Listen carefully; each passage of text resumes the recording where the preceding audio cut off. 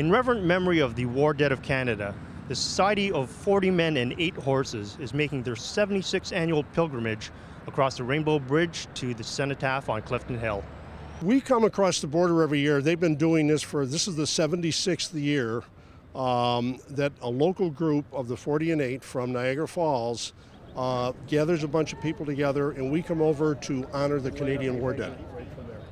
We've done this for 76 years, and it's a special occasion for us.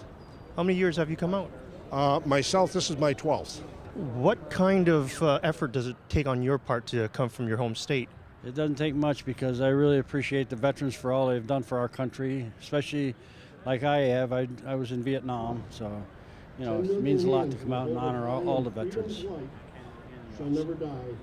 So can you tell us a bit about 40 and 8? What does that mean? 40 and 8 derived from 1920 from the American Legion. There was an honor society of the American Legion, and what it was is 40 and 8. It was either 40 men in a boxcar in World War I and II from France. They took them out to the front lines to fight. They either had 40 men or 8 horses in a boxcar, and that's how we derived our 40 and 8.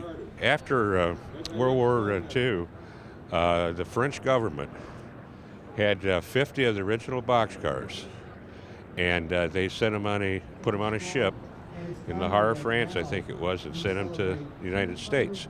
Inside the boxcars was all kinds of gifts that the French people had put in the boxcars to give to the American people for their gratitude for helping us end the war in World War I. Ron Potter of Branch 51 is proud that for 76 years, members of the Society have come to Niagara Falls. On the third Saturday of May, every year since 1937, American and Canadian veterans have been coming to this cenotaph to lay a wreath in honor of Canada's war dead. How important is this for Niagara Falls as a host for the event? It's quite one of the other symbolic moments in Niagara Falls history, because, like I said, we share a border with Niagara Falls, New York, and so it's really the epicenter of international relations for Canada and the United States. So it's very appropriate that this Canadian-American service takes place here in view of the Horseshoe Falls and the Rainbow Bridge, which again is part of the Canada-U.S. border, which is still the longest undefended border in the world. When these veterans go back to their home states, they'll be raising money for several charities. All our work is charitable.